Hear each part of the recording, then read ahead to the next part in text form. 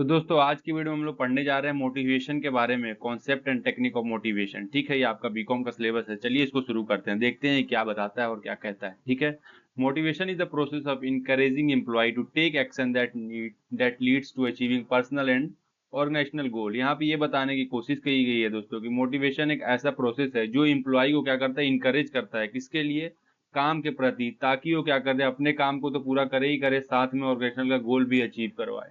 ठीक है दोस्तों, अगर जैसे एम्प्लॉय मोटिवेटेड रहेगा तो जाहिर सी बात है उसकी प्रोडक्टिविटी ज्यादा रहेगी, प्रोडक्टिविटी ज्यादा होगी तो काम ज्यादा होगा। ठीक है, काम ज्यादा होगा तो ऑर्गेनाइजेशन का गोल इजीली अचीव हो जाएगा, और साथ ही साथ अगर काम पूरा होते रहेगा तो एम्प्लॉय जो मोटिवेट होगा वो और भी ज्यादा काम करेगा, तो उसको और इंक्रीमेंट वगैरह फ्यूचर में मिलने की पूरी पूरी संभावना है। तो इसी को बोलते हैं हम लोग मोटिवेशन। इसके कुछ कॉन्सेप्ट और टेक्निक है। कॉन्सेप्ट जान लेते हैं, दो तरह के होते हैं इसमें, इंट्रिंसिक और एक्सट्रिंसिक। ठीक है, मोटिवेशन तो इसमें क्या है, इंट्रिंसिक का मतलब driven by internal factor such as personal satisfaction, interest, ठीक है, और वैल्यूज। यहाँ पे ये बताने की कोशिश कीजिएगा दोस्तों कि जो एम्प्लॉय है उसको खुद की संतुष्टि मतलब जो हो उसको पहले पूरा करो। ठीक है, उसको मतलब जो उसका पर्सनल सेटिस्फेक्शन है पहले उसको पूरा करो, ताकि वो फ्यूचर में और अच्छे से काम को कर सके। मतलब जो भी उसके अंदर इंटरेस्ट है ना उसी को पहले डेवलप करना है आपको। ठीक है, ताकि वो ज्यादा से ज्यादा काम कर पाए। उसका दूसरा क्या, एक्सटेंसिव फैक्टर में driven by external factor such as reward, recognition and पे।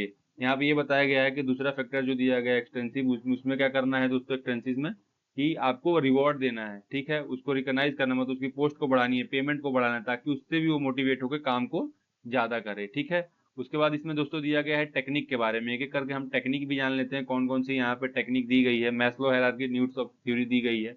ये एप्लीकेशन हमको ये बताता है, मतलब ये थ्योरी ये बताती है कि पहले जो कर्मचारी है ना उसकी जो सेल्फ मतलब बेसिक नीड है उसको पहले पूरा करना चाहिए किसी भी कंपनी को। ठीक है, पहले जो कर्मचारी की जो बुनियादी जरूरतें हैं उसको पूरा करना है। उसमें कौन कौन सी है, जैसे सैलरी है, जॉब है, आपका जॉब की सिक्योरिटी है, ठीक है, या फिर जो भी मतलब एक्सटर्नल बेनिफिट आप दे सकते हैं एम्प्लॉय को मोटिवेट करने के लिए, वो इस थ्योरी में बेसिक नीड को कंप्लीट करने के लिए देना चाहिए। After mid before addressing higher level need, मतलब रिकॉग्निशन एंड सेल्फ रिकॉग्निशन। यहाँ पे ये बताया गया है कि पहले किसी भी कर्मचारी की बेसिक जो नीड्स है उसको पूरा करो, फिर उसके उच्च नीड को देखें, जैसे कि उसकी पहचान कंपनी में कि भाई आपका बहुत ज्यादा इसमें रोल, और उसके बाद नियम वगैरह में हर चीज में मतलब आपकी जरूरत पड़ सकती है, तो उससे भी एम्प्लॉय मोटिवेट होता है कि उसको लगता है कि उसका काम यहाँ पे ज्यादा आत्मविश्वास बढ़ता है। ठीक है, तो इस थ्योरी में यही बताया गया कि पहले बेसिक नीड पे ध्यान देना है, देन उसके हाई लेवल की नीड को ध्यान देना है। हर बार टू फैक्टर थ्योरी में क्या बताया गया है दोस्तों, इसमें यहाँ पे यही नॉर्मली बताया गया है कि किसी भी काम को focus on improving hygiene factor,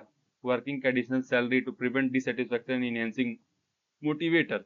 यहाँ पे ये बताया गया है कि कोई भी खराब काम होता है, असंतोष काम होता है जो कि एम्प्लॉय के कंडीशन से हो सकता है, उसको रोको। ठीक है, और उनके वेतन वगैरह में सुधार करो, मतलब पेमेंट वगैरह में सुधार करो। उससे क्या होंगे, वो मोटिवेट होंगे, वो अपनी रिस्पॉन्सिबिलिटी जानेंगे, वो अपनी जिम्मेदारी जानेंगे। ठीक है, इससे वो सेटिस्फाई होंगे कि काम हमारा अच्छे से हो रहा है, वर्किंग कल्चर जो हमारा काफी अच्छा है, कोई भी खराब काम नहीं हो रहा, और जहाँ हम काम कर रहे हैं वो गलत जगह तो नहीं है, या जिससे हमको कोई मतलब बीमारी वगैरह तो नहीं हो सकता है। इन सबको एलिमिनेट करो और पेमेंट उनको अच्छा दो, उससे वो सेटिस्फाई होंगे तो उनका काम भी ज्यादा अच्छा होगा। ठीक है, तीसरा पॉइंट इसमें जो दिया गया है दोस्तों, कौन सा दिया गया, इंसेंटिव प्रोग्राम चलाओ। ठीक है, bonus, profit sharing and other financial reward to motivate employ to exceed performance target. यहाँ पे ये बताने की कोशिश गई है कि जो एम्प्लॉय है उसको बोनस दो टाइम टू टाइम, प्रॉफिट में से कुछ शेयर को इशू करो, या फिर अलग अलग रिवॉर्ड से उसको मोटिवेट करो ताकि उसका परफॉर्मेंस बढ़िया हो और उससे ऑर्गेनाइजेशन का गोल अचीव हो। जॉब इंक्रीजमेंट, ठीक है, इसका मतलब है दोस्तों कि increase job responsibility and offer opportunity to personal growth. यहाँ पे ये बताया गया है कि जो भी इंसान उसको उसको रिस्पॉन्सिबिलिटी दो हायर पोजीशन के लिए, या उसको ऑफर करो कोई अच्छा पोजीशन, ठीक है, जिससे उसका पर्सनल ग्रोथ तो बढ़े ही बढ़े, साथ में वो मोटिवेट होकर ऑर्गेनाइजेशन का गोल के लिए भी काम करे। ठीक है, मतलब उसको अपर लेवल पे आप भेजिए। ठीक है, employ recognisation, acknowledge and reward employ achievement through award, public recognisation. उसको मतलब बेसिकली यहाँ पे यही बताने की कोशिश की है कि एम्प्लॉय को मोटिवेट करिए अलग अलग तरीकों से, कैसे कर सकते हैं आप, ताकि वो काम को और अच्छे से कर पाए और हमारे ऑर्गेनाइजेशन के गोल को अचीव कर पाए। ठीक है, छठा पॉइंट यहाँ पे जो दिया गया, और सातवां जो आखिरी यहाँ पे दो पॉइंट दिया गया, मैं उसको भी आपको समझा देता हूँ।